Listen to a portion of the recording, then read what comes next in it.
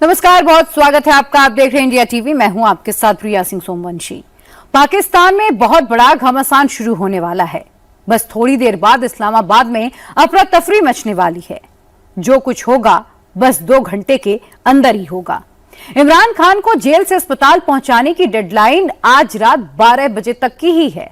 अगर इमरान खान को इससे पहले जेल पहुंचा दिया गया तो इसका मतलब यह है कि इमरान और जनरल मुनीर की डील हो गई। और अगर ऐसा नहीं हुआ तो आप यह समझिए कि मुनीर ने इमरान को जेल में मारने की कसम खा रखी है। ऐसी सूरत में इमरान की फौज अडियाला जेल पर ही धावा बोल देगी। पाकिस्तान में क्या क्या हो सकता है, इस रिपोर्ट में समझिए। बिलावल भुट्टो इमरान के पाले में चले गए। इससे बेहतर होता कि सुप्रीम कोर्ट को ये हुक्म देने के बजाय कि हुकूमत खुद ये कदम उठाते। शहबाज शरीफ ने इमरान के पैर पकड़ लिए। मैं ऑपोजिशन को इनवाइट करता हूं कि वो आए, बैठ के बात करें। लेकिन इमरान अभी भी जेल में है। का मतलब यह है कि आपने वक्त दिया पीएमएलएन को, पीपीपी को सोचने के लिए। कब शिफ्ट होने कब शिफ्ट नहीं होना, मैंने कहा जी ना करें शिफ्ट। मजा लो, सिर्फ मजा लेना है। आपका काम है सिर्फ मजा लेना इनकी हालत में। ये वापस वहां ही जाएगा जहां से आर आया है। ये कहानियां बनानी भी छोड़ दें। यहां सब कुछ अल्हम्दुलिल्लाह ठीक है।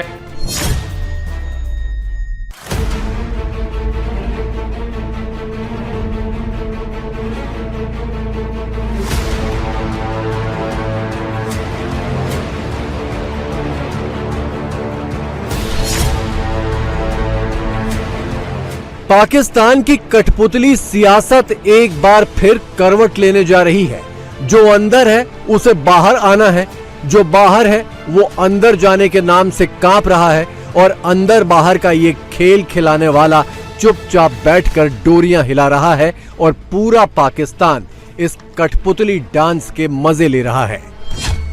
इमरान खान को अस्पताल शिफ्ट करने के आदेश के खिलाफ शहबाज सरकार ने बुधवार को पुनर्विचार याचिका लगाई थी, लेकिन गुरुवार को शहबाज सरकार ने खुद अपनी याचिका वापस ले ली। पाकिस्तान की सियासत में कुछ भी पक्का करने की हैसियत सिर्फ फौज की है। और फौज से बिलावल को सिग्नल मिल चुका है, इसलिए वो तुरंत इमरान खान की पार्टी के लोगों से मिलने भी पहुंच गए। बात और मुलाकात तो हुई ही। बिलावल ने इमरान को अस्पताल शिफ्ट करने के सुप्रीम कोर्ट के आदेश का स्वागत भी कर दिया और लगे हाथ शहबाज सरकार को बातें भी सुना दी। और पाकिस्तान पीपल्स पार्टी ने भी ये पोजीशन लिया है कि अगर कहीं सेहत के हवाले से या कोई इलाज भी ज़रूरत हो तो वो किसी भी कैदी का हक होता है। और एक्चुअली इससे बेहतर होता कि सुप्रीम कोर्ट को ये हुक्म देने के बजाय कि हुकूमत खुद ये कदम उठाते। और अगर किसी भी ट्रीटमेंट का ज़रूरत था या चेकअप की ज़रूरत था या जो भी था, मुझे डिटेल्स का नहीं मालूम, वो खुद बंदोबस्त करते। तो उस लिहाज से मैं समझता हूँ कि ये हर किसी का हक है और हम इसको वेलकम करते। ये वही बिलावल हैं जो 4 साल पहले इमरान की सरकार गिरने पर जश्न मना रहे थे और इमरान खान के नारे नया पाकिस्तान का संसद में मजाक बना रहे थे। पूरे पाकिस्तान को और इस हाउस को मुबारकबाद देना चाहूंगा जो गैर जमहूरी बोझ ये मुल्क 3 साल से उठा रहा था। आज 10 अप्रैल 2022, वेलकम बैक टू पुराना पाकिस्तान। नया हो या पुराना, पाकिस्तान में फैशन तो फौज का ही चलता है। शहबाज शरीफ का फैशन सेंस अच्छा है, लिहाजा वो भी पाकिस्तान में बदलते दिख रहे ट्रेंड के साथ दौड़ पड़े हैं। इमरान की पार्टी को बातचीत का न्योता दे रहे हैं। मैंने हमेशा कहा कि हम उसके लिए तैयार हैं, बामकसद बातचीत के लिए। फ्लोर ऑफ द हाउस पे भी मैंने कहा, काबीना में भी कहा। आज फिर मैं ये बात दोहराना चाहता हूँ कि एक बामकसद बातचीत के लिए हम तैयार हैं।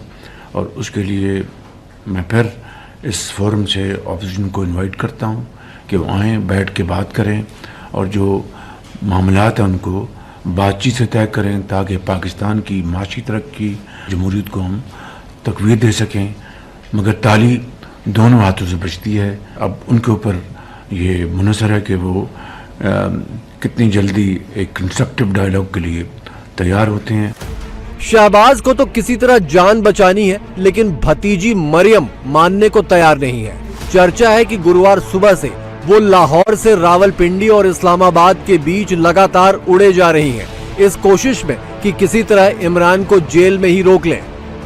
ये हम सुन रहे कि मरियम नवाज नहीं चाहती कि खान साहब को चिप किया जाए, वरना पार्टी में जितनी भी जमहूरी लोग हैं सबकी ये ख्वाहिश है कि खान साहब। मरियम नवाज क्यों नहीं चाहती? मरियम नवाज को पता है कि उसकी हुकूमत वो खुद हार चुकी है, उसकी हुकूमत जो है उन सहारों पे है, तो अगर वो सहारे हट गए तो उसकी हुकूमत चली जाएगी। तो उसकी ख्वाहिश है कि खान साहब इस तरह रहे और अवाम और इदारे एक दूसरे से दूर रहे। पाकिस्तान की सियासत ही आया राम गया राम की है। फौज जिसे गोद में उठाकर पीएम हाउस तक लाती है, उसे धक्के मारकर बाहर भी कर देती है। 79 सालों से पाकिस्तान में यही हो रहा है, लेकिन इस बार जिस तरीके से हो रहा है उससे खुद पाकिस्तानी भौचक्के हैं। शरीफ की पार्टी इमरान की खराब सेहत के दावों को झूठा साबित करने पर तुली है। गौरतलब है कि इसी तरह जब इमरान पीएम बने थे तो 2019 में नवाज शरीफ भी खराब सेहत का दावा करके इलाज के बहाने जो मुल्क से भागे तो सीधे 2024 में ही लौटे। पूरे पाकिस्तान में यही चर्चा है कि इमरान की जनरल मुनीर से डील हो गई। इसके तहत इमरान को जेल से रिहाई मिलेगी और बदले में इमरान की पार्टी मुनीर की बादशाहत का संसद में समर्थन करेगी, जो एक संविधान संशोधन के जरिए मुकम्मल करने का प्लान है। जानी दुश्मन इमरान खान जेल से बाहर आ जाए, ये बात नवाज और उनकी बेटी मरियम से हजम नहीं हो रही। जो मुल्क से बाहर बैठे हैं, जिनका काम ही इस पे चलता है कि कैदी की जान को खतरा है, वो जिंदा नहीं रहा, वो पता नहीं कहाँ चला गया, वो कुछ दिन से जेल में नहीं है, वो इस तरह लगता है जैसे उसके बेड के नीचे रहते हैं उस जेल के अंदर। वो इस बात को कह रहे हैं कि तरमीम कोई करवाई जाएगी जिसमें वोट चाहिए। इसकी कहानियां ना बनाएं, कोई कहानी नहीं इसके पीछे। इसके पीछे अदालत ने एक रिलीफ दिया, ये कभी खुद ही कहानियां बनाते हैं। पहले हस्पताल जाएगा, फिर बनीगाला जाएगा, फिर नथिया गली जाएगा, फिर पता नहीं कहां जाएगा। ये वापस वहां ही जाएगा जहां से आया है। ये कहानियां बनानी भी छोड़ दें। यहां सब कुछ अल्हम्दुलिल्लाह ठीक है और ये बहुत देर इसी तरह ही आपको ठीक चलता हुआ नजर आएगा। इमरान खान जेल से बाहर निकलकर दोबारा जेल तो नहीं जाएगा, ये बात पाकिस्तान में बच्चा बच्चा समझता है। चर्चा तो ये भी है कि जिस डील के तहत इमरान को बाहर निकाला जा रहा है उसमें शहबाज शरीफ की कुर्सी जाएगी, पाकिस्तानी पंजाब में मरियम की हुकूमत भी जाएगी और इमरान और बिलावल मुनीर की फौज की नई कठपुतलियां बनेंगे। इमरान खान को लेकर पाकिस्तान में मची इस उठापटक पर एक थ्योरी ये भी चल रही है कि ये सब शरीफों को ट्रैक पर लाने के लिए मुनीर की शातिराना चाल है, क्योंकि नवाज शरीफ उसकी बादशाहत के रास्ते में रोड अटका रहे हैं और उसे ऑल पावरफुल प्रेसिडेंट बनाने के लिए राजी नहीं है। हालांकि ये भी सच है कि इमरान खान एक बार पहले भी आसिम मुनीर के साथ डील करके गच्चा खा चुके हैं। ऑपरेशन सिंदूर में मुनीर की फौज की जो दुर्गति हुई उस पर पर्दा डालने के लिए मुनीर ने इमरान का ही सहारा लिया था। इमरान की सोशल मीडिया टीम ने ही पाकिस्तान की जीत का ऑनलाइन प्रोपेगेंडा चलाया था, जिसके बल पर मुनीर खुद तो फील्ड मार्शल बन बैठा, लेकिन इमरान जेल के जेल में ही रह गए। जनरल मुनीर अभी तक खामोश है, कुछ दिनों से पाकिस्तानी पब्लिक के सामने भी नहीं आया। वो क्या करने वाला है, पाकिस्तान में क्या होने वाला है, चंद घंटों में साफ हो जाएगा, क्योंकि इमरान को जेल से अस्पताल पहुंचाने के लिए सुप्रीम कोर्ट की डेडलाइन गुरुवार रात 12 बजे खत्म हो जाएगी। भारत में अमेरिका के राजदूत सर्जियो गोर आज लद्दाख की राजधानी लेह में थे। इससे पहले सर्जियो गोर ने जम्मू कश्मीर का दौरा किया था। 2020 में केथन जस्टर के बाद जम्मू कश्मीर के दौरे पर जाने वाले सर्जियो गोर पहले अमेरिकी राजदूत हैं। सर्जियो गोर के कश्मीर और लद्दाख दौरे की सीमा पार भी खूब चर्चा हो रही है। गोर ने जम्मू कश्मीर को भारत का अहम हिस्सा बताया तो पाकिस्तान सकते में आ गया। पाकिस्तान के फॉरेन ऑफिस ने अमेरिकी चार्ज डी अफेयर्स को फटकार लगाई है। इससे सर्जियो गोर को लेकर लोगों की दिलचस्पी और बढ़ गई। लोग ये जानना चाह रहे हैं कि आखिर सर्जियो गोर हैं कौन और प्रेसिडेंट डोनाल्ड ट्रंप ने उनको भारत के साथ साथ साउथ और सेंट्रल एशिया में अपना दूत क्यों बनाया है? सर्जियो गोर की पूरी बायोग्राफी जानने के लिए देखिए special report. I, Sergio Gore. तारीख 10 नवंबर 2025। दुनिया भर में सबसे ज्यादा मशहूर दफ्तर यानी व्हाइट हाउस का प्रेसिडेंशियल ऑफिस। मौका भारत में अमेरिका के नए राजदूत सर्जियो गोर के शपथ ग्रहण का। I, Sergio Gore. Do solemnly swear That I will support and defend the Constitution of the United States that I will support and defend the Constitution of the United States against all enemies, foreign and domestic. against all enemies, foreign and domestic. करीब 40 बरस पहले Uzbekistan में जन्मे Sergio गोरोख्वाक्सी के लिए ये लम्हा एक छोटे से सियासी करियर के एवरेस्ट फतह कर लेने सरीखा ही था, जब दुनिया के सबसे ताकतवर शख्स यानी अमेरिका के प्रेसिडेंट ने सर्जियो गोर को विश्व की सबसे ज्यादा आबादी वाले देश भारत में अपना प्रतिनिधि, अपना राजदूत बनाया था। भारत में अमेरिकी राजदूत की जिम्मेदारी के साथ साथ सर्जियो गोर को डोनाल्ड ट्रंप ने साउथ और सेंट्रल एशिया में अपना विशेष दूत भी नियुक्त किया था। यानी भारत में अमेरिका की नुमाइंदगी के साथ साथ सर्जियो गोर को सेंट्रल एशिया की 5 गणराज्यों ताजिकिस्तान, उज्बेकिस्तान, तुर्कमेनिस्तान, कजाकिस्तान और किर्गिजिस्तान में अमेरिका के हित साधने की जिम्मेदारी भी दी गई थी। इसके अलावा साउथ एशिया के बाकी देशों यानी बांग्लादेश, श्रीलंका, अफगानिस्तान और पाकिस्तान में भी वो अमेरिका की डिप्लोमेटिक कॉर्प्स के सबसे बड़े कमांडर बनाए गए थे। आमतौर पर किसी देश के लिए अमेरिकी राजदूत की स्वेरिंग इन यानी शपथ ग्रहण समारोह एक लो की अफेयर यानी मामूली सी औपचारिकता होती है। सेक्रेटरी ऑफ स्टेट अपने दफ्तर में या फिर व्हाइट हाउस में नॉमिनेटेड शख्स को ओथ दिला देते हैं, सेनेट में कंफर्मेशन की हियरिंग होती है और फिर एम्बेसडर अपने देश में चार्ज लेने चले जाते हैं।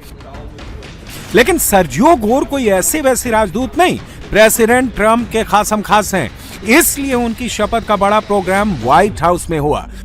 खुद ट्रंप ही नहीं, उनके नायब सदर जेडी वेंस ने शपथ दिलाई। आधी कैबिनेट, ट्रंप के करीबी सेनेटर, सबके सब एक अमेरिकी राजदूत की ओथ सेरेमनी में मौजूद थे। यह सर्जियो गोर की पावरफुल पोजीशन को दिखाता है।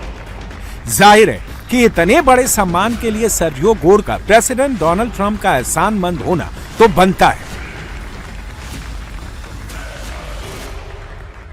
Mr. President, this is an honor of a lifetime. I want to thank first you, what you have done for this country before you came back in, the trouble that this country was facing. I mean, frankly, we were screwed. What you have achieved in 10 months has been historic, has surpassed any other presidency, and I fully believe what you will achieve in the next 3 years will never be beaten. So it has been an honor to serve you. I've been at your side for many years. I will continue to be there. And it's just an incredible honor. And I look forward to enhancing the relationship between our two nations. But again, thank you for entrusting me with this position. And I look forward to doing a great job for you. आखिर क्या वजह है कि Sergio Gor को Donald Trump ने इतना सम्मान दिया?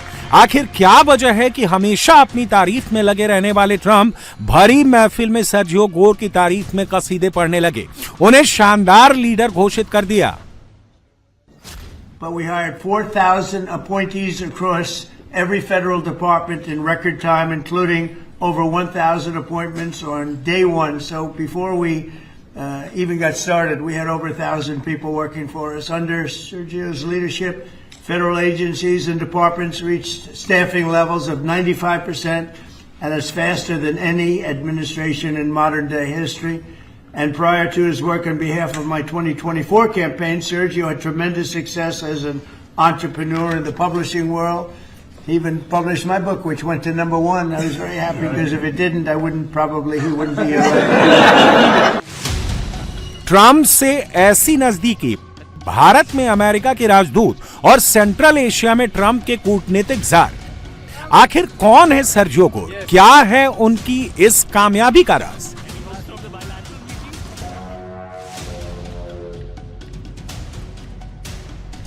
इस साल जनवरी में जब से सर्जियो गोर ने अमेरिकी राजदूत का चार्ज लिया है, तब से ही अमेरिका से लेकर भारत तक यही सवाल पूछा जा रहा है। दिल्ली आने के बाद से ही सर्जियो गोर अपने hands on non diplomatic approach के लिए बहुत पसंद किए जा रहे हैं।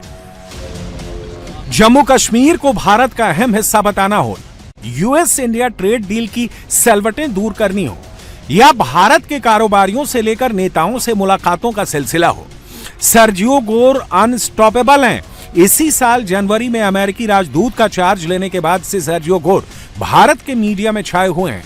जानकार भी मानते हैं कि सर्जियो गोर की डिप्लोमेसी अनकन्वेंशनल है और इसका स्वागत होना चाहिए।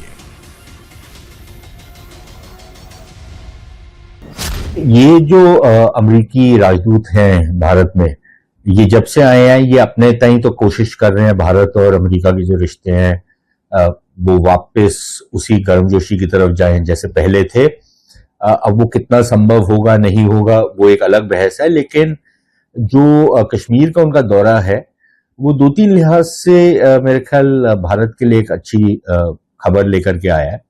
एक तो ये कि उन्होंने ये स्वीकार किया है, और उनके स्वीकार करने या ना करने से वैसे कोई फर्क तो नहीं पड़ता, लेकिन अगर अमेरिकी राजदूत आकर के स्वीकार करते हैं कि कश्मीर जो है वो भारत का एक अभिन्न अंग है और भारत का एक बहुत महत्वपूर्ण इलाका है, तो मेरे ख्याल इसका तो स्वागत करना चाहिए। सर्जियो गोर के इस नॉन ट्रेडिशनल डिप्लोमेसी की असल वजह है प्रेसिडेंट ट्रंप से उनकी नजदीकी और व्हाइट हाउस में उनकी बैठ, जो गोर को अलग तरह का कॉन्फिडेंस देती है। सर्जियो गोर पिछले 6 साल से भी ज्यादा समय से डोनाल्ड ट्रंप की कोर टीम का हिस्सा रहे हैं। गोर 2020 के अमेरिकी राष्ट्रपति चुनाव में ट्रंप की कैंपेन कमेटी के मेंबर थे। हालांकि उनके और ट्रंप के रिश्ते में असली ट्विस्ट 2021 में आया, जब सर्जियो गोर ने विनिंग टीम पब्लिशिंग के नाम से एक पब्लिशिंग कंपनी खोली, जिसमें उनके पार्टनर बने डोनाल्ड ट्रंप के बेटे Donald Trump junior. Sergio Gor ने ट्रंप के बेटे के साथ मिलकर खुद ट्रंप की लिखी कई किताबें पब्लिश की। 2024 के राष्ट्रपति चुनाव में सर्जियो गोर की ट्रंप से नजदीकी और बढ़ी और वो ट्रंप की पॉलिटिकल एक्शन कमेटी में शामिल कर लिए गए। जब ट्रंप ने चुनाव जीता तो सर्जियो गोर को white house presidential personal office यानी व्हाइट हाउस के लिए काम करने वाले सभी कर्मचारियों का हेड बना दिया। खुद सर्जियो गोर भी ट्रंप और उनके बेटे से इस नजदीकी का खुला प्रदर्शन करते हैं। ट्रंप के साथ क्रिसमस मनाना हो या फिर ट्रंप जूनियर के साथ ग्रीनलैंड की सैर, सर्जियो गोर खुद को एलानिया ट्रंप का दोस्त बताते रहे। The president is a dear friend of mine. I've been with the president for 10 years. So I would say a good part of it was just two friends catching up. I think he's doing an incredible job here. But also I did update him on my travels across India. He loved seeing what I have seen. And as I have traveled across the country, I've seen just incredible things and sharing that with the president. मगर मजे की बात यह है कि 10 नवंबर 2025 को white house में ambassador की शपथ लेने के बाद सर्जियो गोर को अमेरिका के राष्ट्रपति के तौर पर भारत में चार्ज लेने में 2 महीने से ज्यादा लग गए। इस दौरान सर्जियो गोर ट्रंप के दूसरे बड़े एजेंडों पर काम कर रहे थे, जिसमें सेंट्रल एशिया में रूस और चीन के मुकाबले में अमेरिका की पैठ बढ़ाने का एजेंडा सबसे अहम है, ताकि अमेरिका इन देशों के साथ क्रिटिकल मिनरल्स की सप्लाई चेन बना सके, सेंट्रल एशिया के एनर्जी रिसोर्सेज में अपना हिस्सा लगा सके। सर्जियो गोर अपनी पर्सनल डिप्लोमेसी की मदद से 5 सेंट्रल एशियन रिपब्लिक्स में अमेरिकी हैसियत में इजाफा कर पाने में सफल रहे हैं। सर्जियो गोर ने पिछले साल नवंबर में व्हाइट हाउस में 5 मध्य एशियाई देशों के प्रमुखों के साथ ट्रंप का सम्मेलन कराकर यह साबित कर दिया कि वो सिर्फ यस मैन नहीं, ट्रंप के हर हुक्म को हकीकत में तब्दील करने के उस्ताद भी हैं और उनके इस हुनर का लोहा ट्रंप के वाइस प्रेसिडेंट जेडी वेंस भी मानते हैं। First of all, congratulations, Sergio. You're going to be a great ambassador, a great representative to the country of India, which the president and I both love. As a lot of you know, Sergio was a critical piece of what made the first 10 months such a great success. Obviously, the president's leadership is the most important thing, but you can't do a whole lot unless you've got good people around you. And Sergio did as much as anybody to ensure that the White House was staffed with the very best people, people who were loyal to the president, loyal to the country, and loyal to the agenda that we're trying to implement. असल में JD Vance Trump के प्रति जिस वफादारी की बात कर रहे थे, सर्जियो गोर उसका इम्तिहान लेने के गुरु बनाए गए। 2024 में राष्ट्रपति चुने जाने के बाद ट्रंप ने सर्जियो गोर को व्हाइट हाउस में अपने वफादार कर्मचारी भर्ती करने की जिम्मेदारी सौंपी थी। उनको व्हाइट हाउस में कर्मचारियों का मुखिया बनाया गया था। सर्जियो गोर नवंबर 2024 में रिजल्ट आने के बाद से ही काम पर लग गए थे। जनवरी 2025 में ट्रंप के शपथ लेने तक सर्जियो गोर 1000 लोगों को ट्रंप की वफादारी के सर्टिफिकेट के साथ अपॉइंटमेंट लेटर दे चुके थे। गोर ने ट्रंप के लिए लगभग 4000 लोगों को नौकरी पर रखा था। खुद डोनाल्ड ट्रंप ने भी भरी महफिल में सर्जियो गोर के इस अचीवमेंट की तारीफ की थी। 1 year ago, Sergio played a key role in helping us secure the most consequential presidential election victory in the history of our country. And from the day we won, he immediately began working to staff our new administration with the most talented team of any president, and we have had a great team. But as my director of office and presidential personnel from the early days of transition, Sergio's leadership was essential to fulfilling the historic mandate entrusted to us by the American people, and that's what we've done. With the help here at the White House, we set new benchmarks for presidential staffing. Nobody's done it. Sergio Gor को Trump का कितना भरोसा हासिल है, इसका सबूत उन्होंने 3 महीने पहले ही दे दिया था, जब दिल्ली की अमेरिकन एम्बेसी में अमेरिका की आजादी के 250 साल पूरा होने का जश्न मनाया गया था। भरे मन से सर्जियो गोर ने सीधे प्रेसिडेंट ट्रंप को फोन मिलाया था और ट्रंप की बात सबको सुनवाई थी।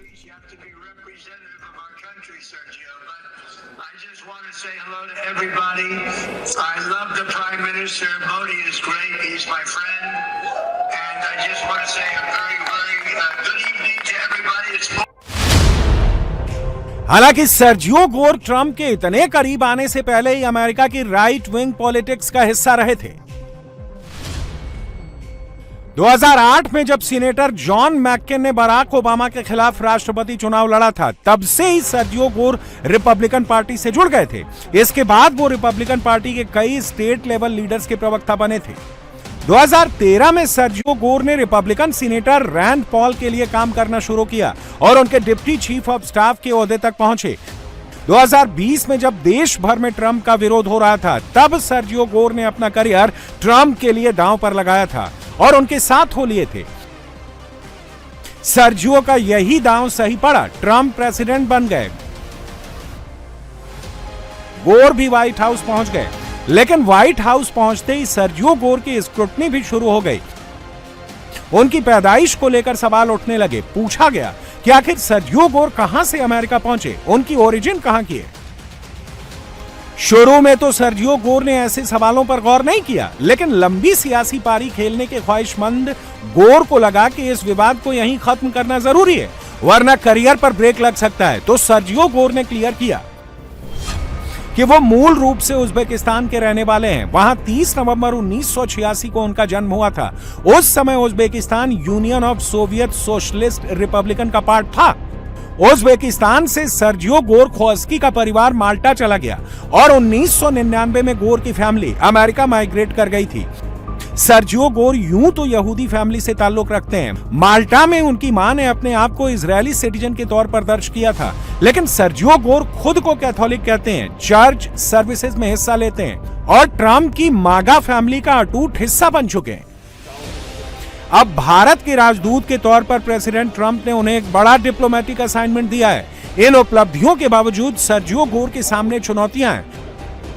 वो तमाम घोषणाओं के बावजूद अब तक भारत और अमेरिका की ट्रेड डील नहीं करवा पाए हैं और जम्मू कश्मीर को लेकर उनके बयान ने साउथ एशिया के लिए विशेष दूत की उनकी भूमिका को ही मुश्किल में डाल दिया है।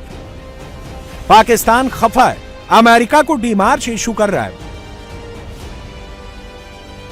भारत में भी कुछ लोग ये कह रहे हैं कि सर्जियो गोर को अपनी लिमिट्स पता होनी चाहिए।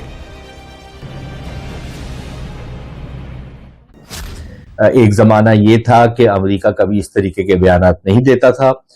तब भी इस जो वास्तविकता है कि कश्मीर भारत का एक अभिन्न अंग है, उस पर कोई फर्क नहीं पड़ता था। लेकिन अगर अमेरिका और बाकी देश जो हैं वो इस वास्तविकता को अब मानते हैं और पहचानते हैं, तो मेरे ख्याल ये भारत के लिए एक अच्छी खबर है।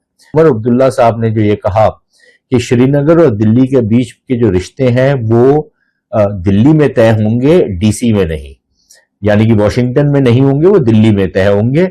और उसके लिए जिस तरीके की राजनीतिक पहल करने की जरूरत है या जिस तरीके की राजनीतिक गतिविधि की जरूरत है, वो भारत के अंदर डिसाइड होगी, वो भारत के बाहर डिसाइड नहीं होगी।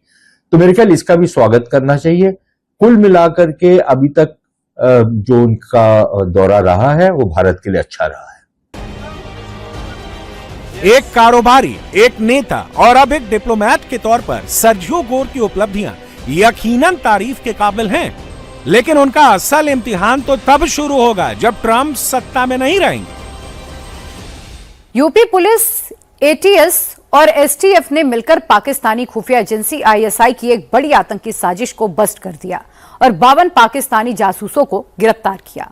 यूपी पुलिस ने बताया कि पाकिस्तानी गैंगस्टर शहजाद भट्टी और उसके गुर्गों ने सोशल मीडिया को वेपन की तरह इस्तेमाल किया।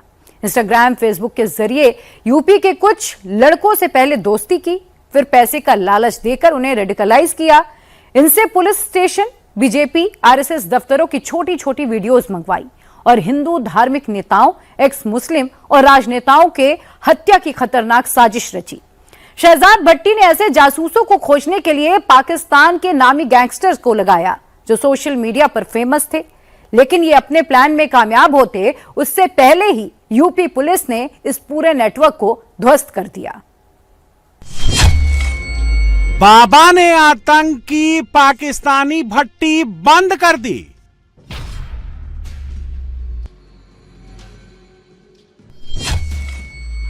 आतंकी भट्टी के 52 चेले बाबा से बचा लो बोले। बाबा का फुल डोज, आईएसआई की भट्टी क्लोज। कुछ दिनों में माफी मंगवा लो इससे, जो भी अदारे हैं, गवर्नमेंट है या कुछ भी है। बाद में फिर गिला नहीं करना, बाद में फिर चीखें नहीं मारनी है, बाद में फिर ना कहना कि शहजाद भट्टी है तो शहजाद भट्टी। दुबई में छिपकर हिंदुस्तान को ऐसे ही धमकाता है पाकिस्तान का पालतू शहजाद भट्टी। सिर्फ मेरे नाम ते मैंने अब्यूज करके या कुछ भी करके मेरे सिर्फ फेम ले सकते जो और कुछ भी नहीं। हिंदुस्तान के भोले भाले बच्चों को ऐसे ही वीडियो दिखाकर बरगलाता है मुनीर का ये संपोला।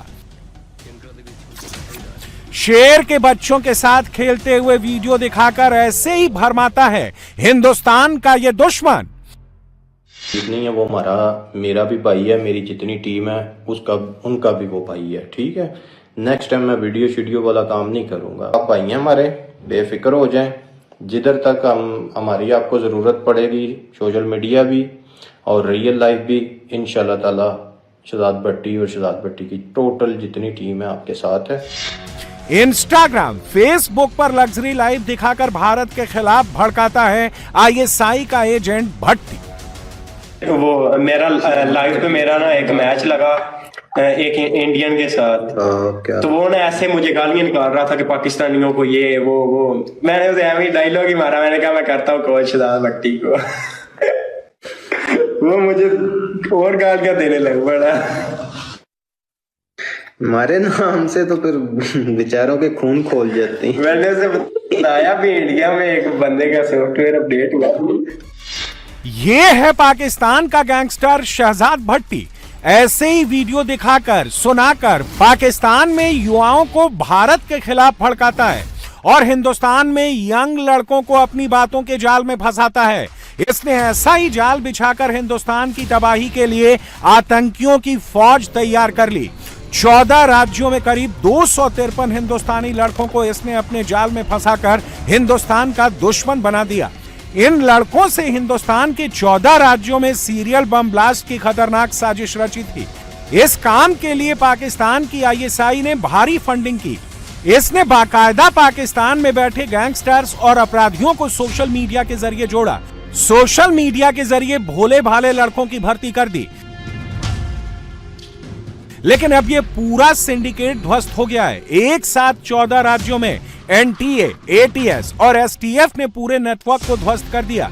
सबसे बड़ा झटका पाकिस्तान के इस बुलडॉग को उत्तर प्रदेश में लगा, जब यूपी एटीएस और एसटीएफ ने केंद्रीय जांच एजेंसियों के साथ मिलकर बेनकाब कर दिया। पाकिस्तानी गैंगस्टर शहजाद भट्टी और उसके गुर्गों के खिलाफ यूपी पुलिस ने कार्रवाई करते हुए अब तक 12 एफआईआर दर्ज कर 52 टेरर ऑपरेटिव्स को गिरफ्तार कर लिया है। शहजाद भट्टी के इस टेरर फैक्ट्री का खुलासा आज यूपी एटीएस ने किया है। जो बातें सामने आई हैं उससे पाकिस्तान की आईएसआई के खूनी प्लान का खुलासा हुआ। पाकिस्तानी गैंगस्टर शहजाद भट्टी पाकिस्तान में बैठे अपने साथियों आबिद जट, हम्मान मेमन उर्फ हम्माद बरकाती, जावेद पाकिस्तानी, रजा भाई, अजमल गुजर, राशिद भट्टी, राणा हुनैन समेत आईएसआई के agent major Iqbal, major Hamid और मेजर अनवर की मदद से इंडियन लड़कों को सोशल मीडिया पर जोड़ते थे। पाकिस्तान की खुफिया एजेंसी आईएसआई के निर्देश पर पाकिस्तानी गैंगस्टर शहजाद भट्टी नेटवर्क द्वारा सोशल मीडिया के माध्यम से भारतीय नवयुवकों को जोड़ा जा रहा है। नेटवर्क के जो सक्रिय सदस्य हैं जिसमें आबिद जट, हम्माम मेनन, जावेद पाकिस्तानी, रजा भाई पाकिस्तानी, अजमल गुजर, राशिद भट्टी, राणा हुसैन, मेजर इकबाल, मेजर अनवर, ये सब प्रमुख हैं। शहजाद भट्टी द्वारा स्वयं और नेटवर्क के सक्रिय सदस्यों के माध्यम से धन का लालच देकर नवयुवकों को रेडिकलाइज किया जा रहा है तथा उन्हें एक्स मुस्लिम्स, धार्मिक नेताओं, राजनेताओं, पुलिस कर्मियों को धमकी देना, उनकी हत्या करना, पुलिस स्टेशन व अन्य संवेदनशील प्रतिष्ठानों पर बम, ग्रेनेड, पेट्रोल बम आदि से हमला करने हेतु उकसाने का काम किया जा रहा है। खासकर उन लड़कों के ऊपर ये चारा फेंकते थे जिन्हें पैसों की जरूरत होती थी। इन लोगों ने ऐसे हजारों स्लीपर सेल तैयार किए और 22 जुलाई से 15 अगस्त के बीच एक साथ 14 राज्यों में बम ब्लास्ट की साजिश रची। इन युवाओं को भट्टी के गुर्गों ने सोशल मीडिया के जरिए रिक्वेस्ट भेजी। पहले दोस्ती और बातचीत के जरिए भरोसा बढ़ाकर छोटे छोटे काम लेने शुरू कर दिए। शहजाद भट्टी की साजिश का शिकार हुआ ये जासूस अशरफ दानियाल है जो अब एटीएस के शिकंजे में है। जनवरी 2026 में इंस्टाग्राम पर हामिद मेमन नाम के पाकिस्तानी गैंगस्टर ने दानियाल से दोस्ती की। मेमन पाकिस्तानी गैंगस्टर शहजाद भट्टी का साथी है। कैसे हिंदुस्तान के इस लड़के को अपनी जाल में फंसाया, सुनेंगे तो चौंक जाएंगे। हामिद मेमन ने पहले इंस्टाग्राम पर दानियाल से दोस्ती की, फिर दानियाल को एक दूसरे मैसेजिंग ग्रुप में जोड़ा जहां पर भारत के मुसलमानों के हालत और उसे बदलने की चर्चा होती थी। फिर उसे पैसे के बदले छोटा सा काम दिया गया। भिवंडी के नारपोली पुलिस स्टेशन का वीडियो बनाकर मेमन को भेजना था।